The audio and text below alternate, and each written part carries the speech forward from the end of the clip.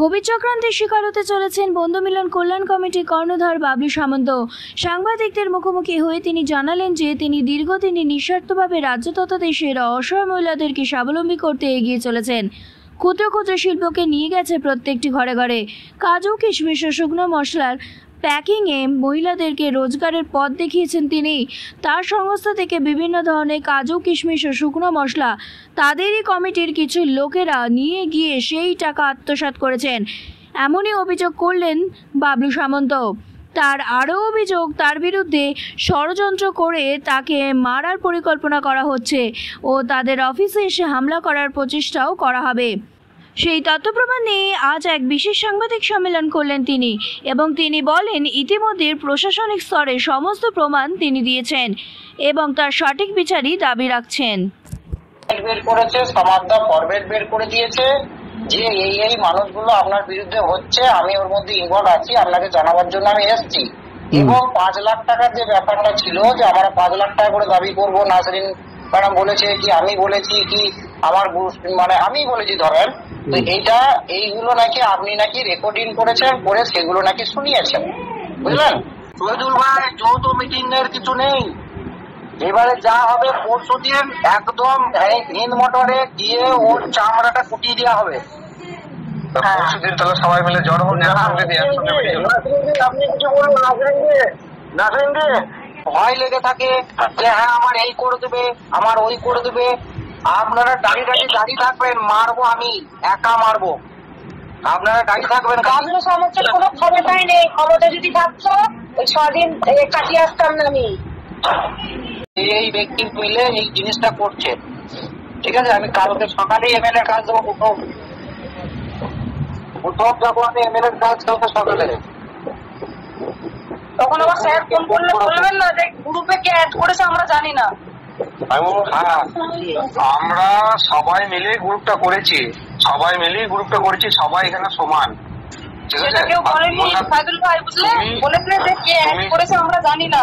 সব ফটো সবাই মুন্না, তোমার কাজ হচ্ছে তুমি কালকে তোমার এমএলএ কাছে যাবে, আর আমার কাজ হচ্ছে আমি আমার এমএলএ কে ফোন করে দেবো। দেখো, খালি ষড়যন্ত্র নয়, আমার কাছে পুরো ভিডিও আছে। মুন্না, নাজরিন, মায়া, নাজির, রজ্জাক, এই 3টে কমিটির 5 জন মেন ষড়যন্ত্র করেছে। প্রথমে এটা হচ্ছে সব বর্ধমানের কমিটি, ঠিক আছে? বর্ধমানে প্রথম থেকেই আমাকে হ্যাগেল করা হচ্ছে। ওখানে বিধায়ক বলেছিল কাজ করতে দেবো না, করতে দেবো না, এবং আমাকে ওখানে হেনস্থাও করা হয়েছিল, ঠিক আছে? তো সেই হিসেবে ওখানে মানুষের কাজও দিয়েছি আমি। কাজ দেওয়ার পরে এই যে মুন্না এখনও পর্যন্ত আমাকে হিসাব দিতে পারেনি। এবং এরা কাদেরকে জড়িয়েছে, যাদের সঙ্গে লাখ লাখ টাকা আমরা পাবো, তাদেরকে জড়িয়ে বোঝে তোকে পড়া দিতে হবে না।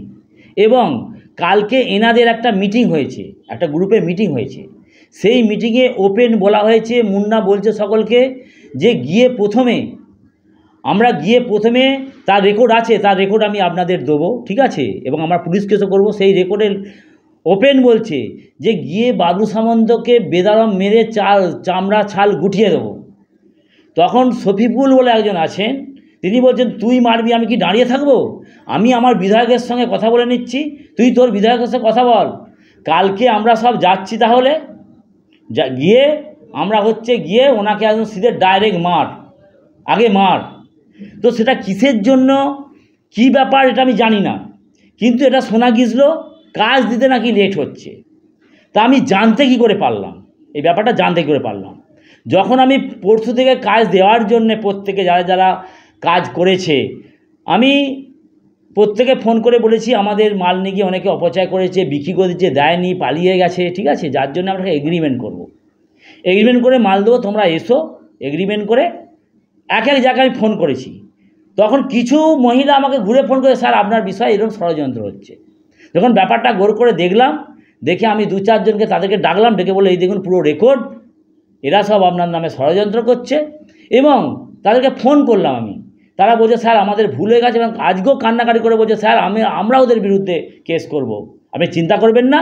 আর কালকে আপনার জন্য আমরা সবাই সমস্ত কমিটি আপনার যে 1,22,000 1,22,000 1,22,00,000 মহিলা এবং ছেলে মেয়ে যে আছে তারা সবাই একদম মানে টার্গেট নিয়েছে যে আমরা আসছি, ঠিক আছে। হ্যাঁ, আমি বলেছি না, সবাই আসতে হবে না, তোমরা প্রত্যেক কমিটিতে 10 জন 12 জন করে আসো, এবং প্রায় 10.5 লাখ ছেলে মেয়েকে আমি চাকরি দিয়েছি, তোমরা সেটা ভালো করে জানো, বিনা স্বার্থে। তারাও কিন্তু উত্তপ্ত ব্যাপারটা নিয়ে, ঠিক আছে। এটা অন্য কিছু নয়, কিছুদিন আগে আমি একটা পিস দিয়েছিলাম, ঠিক আছে।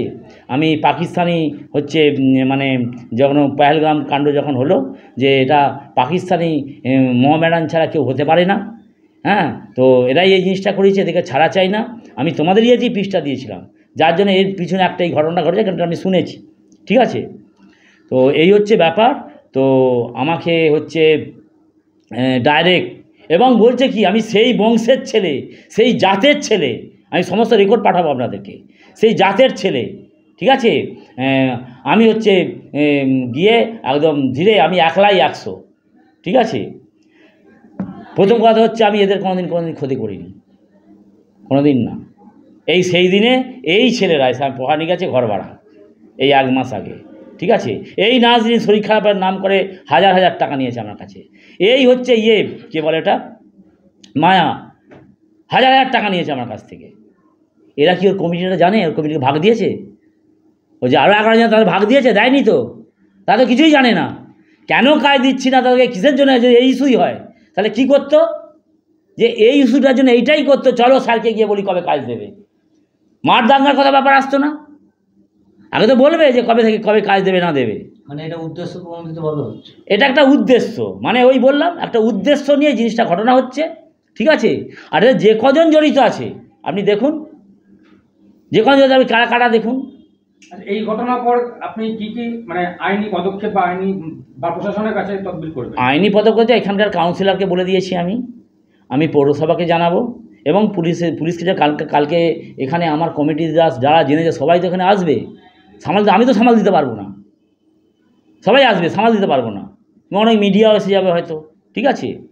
সেই এবার আমরা সবাইকেই জানাচ্ছি, আমরা উকিল আসছে, এখনই প্রশাসনকেও জানাবো, ঠিক আছে। আমার সিও এসছে, উনিও যে ব্যাপারটা দেখছেন, ঠিক আছে। আর আপনাদেরকেও বললাম, বার্তা দিয়ে দিলাম। এরপর কি আপনার এগেইনস্টে যারা ষড়যন্ত্র করেছে তাদের কি আপনি কি ভবিষ্যতে কাজে বহাল রাখবেন, না সেই বিষয়ে কি চিন্তা ভাবনা করেছেন? দেখুন, আমার তো খাতায় লেখাই ছিল মায়া কাজ পাচ্ছে, মায়া, নাজরিন পাচ্ছে না, নাজরিনের টিম পাচ্ছে, ঠিক আছে, এবং মুন্না পাচ্ছে না, ঠিক আছে, সায়নওয়াজ পাচ্ছে, ঠিক আছে, আর শফিদুল পাচ্ছে, যে কজন ষড়যন্ত্র করছে। বাকি এর মধ্যে 2 জন খালি কাজ পাচ্ছে না, বাকি সবাই পাচ্ছে, এটা আগে থেকে ঠিক করেছি আমরা। আর নাজির পাচ্ছে না, নাজির যে লাখ টাকা নিয়ে খেয়ে নিয়ে বসে আছে, ঠিক আছে, লাখ টাকা খেয়ে বসে আছে, তাদেরকে জড়িয়েছে। তাদের কি বলছে, পয়সা দিবি না, তারপর টগরকে বলছে এই পয়সা দিবি না, যা হওয়ার বুঝে নিব, আমি বুঝে নিব, পয়সা দিবি না। তো যারা আজকে আমাদের পয়সা দেবাচ্ছিল তারা কি বলছে, যখন ফোন করছি পয়সা দিয়ে যাও মাল বিক্রি করে, তারা কি বলছে জানেন, দেবো না, যা ইচ্ছা করে নি। মদত কোথা থেকে আসছে? এদেরকে মদত করছে এরা। যে বিধায়কের নাম, যে বিধায়ক কারা, এই বিধায়ক কারা, ছেড়ে কথা কইব না, আর আমার কমিটিও ছাড়বে না। মনে রাখবেন, 2-4টে কমিটি যা নিজের স্বার্থের জন্য এটা করছে, ঠিক আছে। আমার কমিটি সারা পশ্চিমবঙ্গ, ঝাড়খণ্ড থেকেও সব আসছে, তারাই ফোন করেছিলেন, আসতে হবে না বলছি, না আমরা যাব। এই হচ্ছে ব্যাপার। আচ্ছা, শেষ প্রশ্ন করি একটা অন্য বিষয়। আপনাদের জেলার মধ্যে কিছু কিলোমিটার দূরে রিশার জওয়ান সেনা, তিনি পাকিস্তানের হাতে বন্দী ছিলেন, 23 দিন পর তিনি ভারতে ফিরছেন, কি বলবেন এটা? আরে এটা তো প্রচুর খুশির খবর। তুমি এই বললে জানলাম, প্রচুর খুশির খবর। আমি তো মানে এখানে এখন আমি ভাবছি মিষ্টি বাটবো, ঠিক আছে। হ্যাঁ, আমার দেখো, আমার মানে গায়ে কাঁটা দিয়ে দিচ্ছে, মানে এত খুশির খবর যে চিন্তার বাইরে, ঠিক আছে।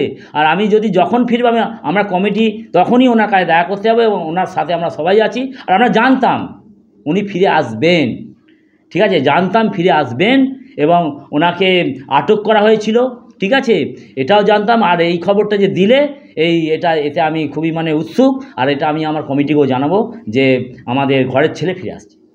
আপনার নাম? বাবলু সামন্ত।